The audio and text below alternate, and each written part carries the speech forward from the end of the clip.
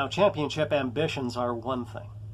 This upcoming weekend at UFC 258, we are going to see UFC's first title defense of the year, as welterweight champion of the world, Kamaru Usman, puts up his championship for grabs against Gilbert Burns. Now, at this particular point, the welterweight division is a little bit of a confused division, because it isn't really clear what exactly the future holds for that division. You know, a few months ago, it did seem like it was pretty clear.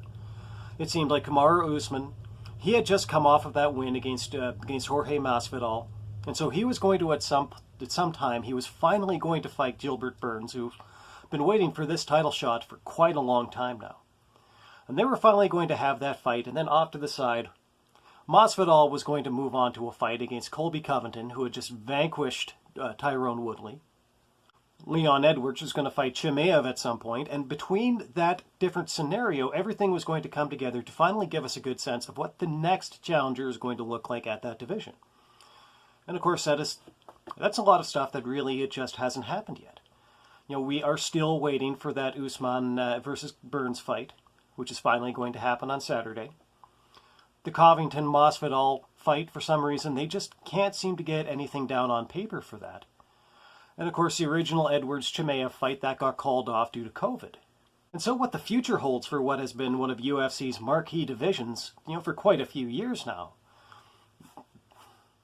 that's as good as anybody's guess, really. But the fight ahead of us this weekend is very, very compelling for a lot of reasons, and not just because it's a championship fight. You know, this is something that we saw in the summer when Jorge Masvidal had got his opportunity at Kamaru Usman. We got to see two master trash talkers in their element. And in all honesty, I think that Masvidal's Instagram and YouTube game was absolutely on point in the lead up to that fight. It was a very short lead up. It was literally, maybe 2 weeks from not knowing if Usman was going to have an opponent on Fight Island at all, from knowing that it was going to be Jorge Masvidal. But in that short period of time, we got a very interesting little snippet, a video from Jorge Masvidal. And basically what it kind of challenged was this idea of, who is Kamaru Usman? Now, to me, Usman is a very interesting case, because in his time as a world champion, he has been a dominant world champion. And as a matter of fact, he has been dominant well in advance of his world championship. I believe that in this next fight, he has either won 13 straight fights, or this next fight, if he wins it, would be his 13th straight, which would actually be the most straight wins at welterweight in UFC history. Even George St. Pierre didn't win that many. At least, he didn't win that many in a row. But even with that dominance clear in sight, Jorge Masvidal, he tabled the question. Is Kamaru Usman who Kamaru Usman says that he is? And in that particular case, it came down to something so simple as, he brought out that old video clip of Kamaru Usman being interviewed after a wrestling meet way back when he was in high school, and he was talking to the local news, appearing as Marty Usman, the American Nightmare, not as Kamaru Usman, the Nigerian Nightmare. And just that in itself is a pretty big question as to the identity of this fighter. And really, we didn't get a lot of those questions answered on Fight Island in July. There were a lot of questions that were left up in the air. Most of that had very little to do with Kamaru Usman or anything that he did. He went into that cage, he won the fight. Depending on who you ask, he either won 5 rounds or he won 4. But in any case, he might not have finished Jorge Masvidal, but he walked out of there with his championship intact. But there were a lot of circumstantial issues surrounding that fight. Let's not pretend that. There were things such as, for example, the degree of the weight cut that Masvidal had to do over such a very short period of time. By the time that they got that fight firmly on paper, you think that they had, 10 days? Between the official signing of the fight and the actual fight itself. And so during that time, Jorge Masvidal, he had to go get himself a COVID test, and then he had to fly into to Abu Dhabi. He had to go into quarantine. He had to do several more COVID tests, And then after all of that was done, he finally got to get into that process of doing that weight cut. And when he signed on to actually take that fight, Jorge Masvidal was reportedly as much as 26 pounds heavier than the 170-pound limit.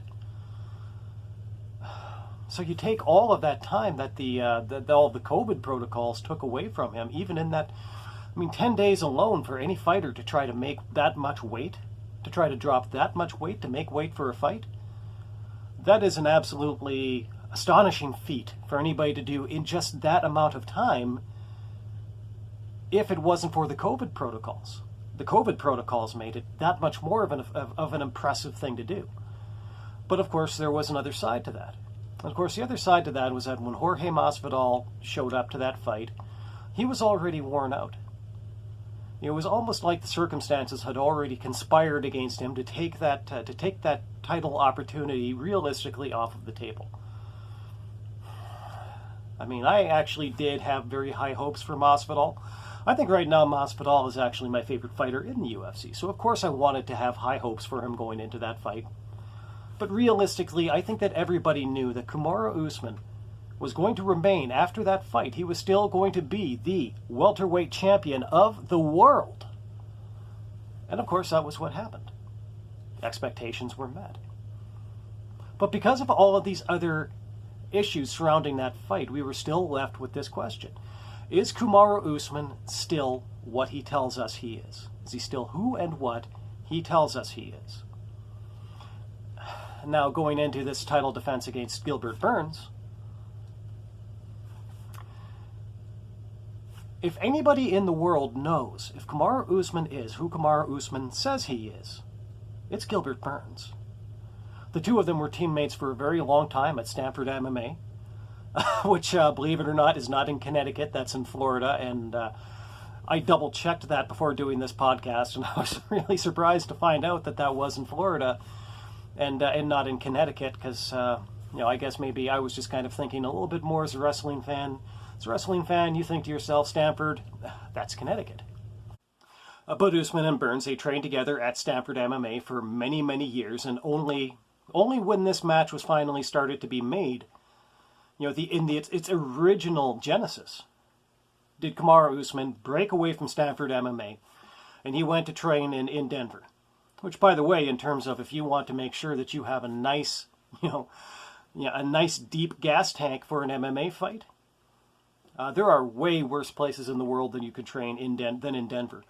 And as a matter of fact, I'm surprised that a lot more MMA fighters don't go train in Denver.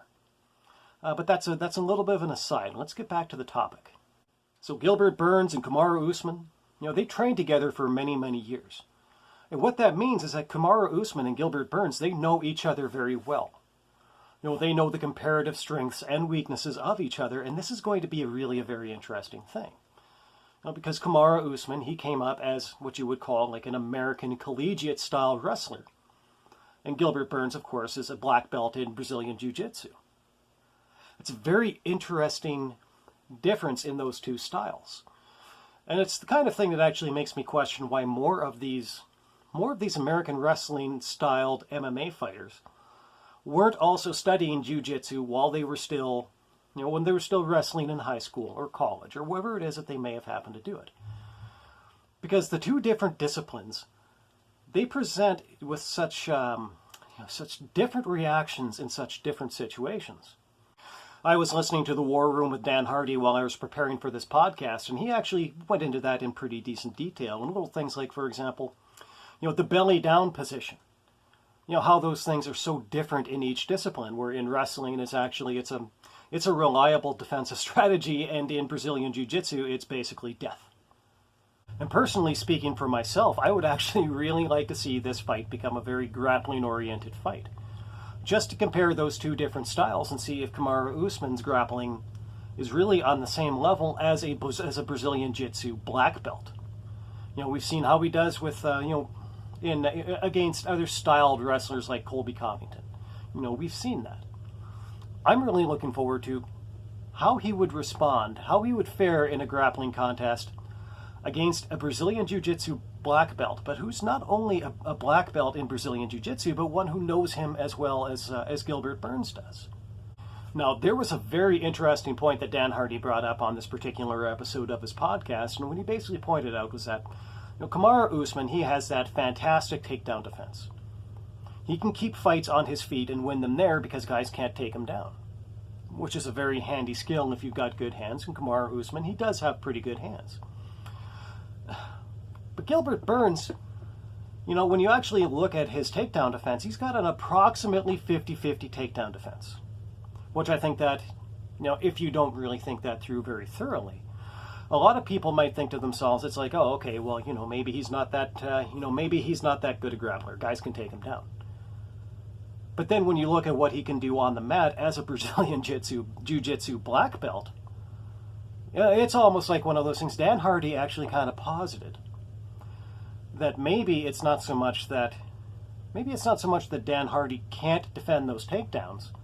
It's just that for him, it doesn't matter. You take him down, you're going into his world.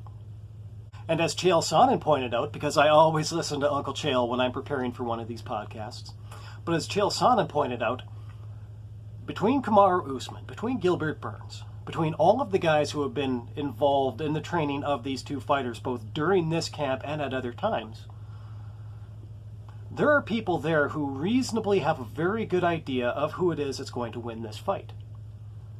You have to hope that, I imagine that Vegas isn't taking their bets.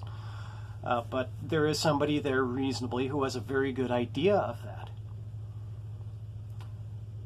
And so this is kind of the interesting scenario of this fight. This is what stands out to me, is that walking into this fight, Kamaru Usman, he still has those questions about whether or not he is what he has been telling everybody else that he is. Or rather, I should say, that question exists to the rest of us. But Gilbert Burns and all of the other guys who were involved in this fight at the training level,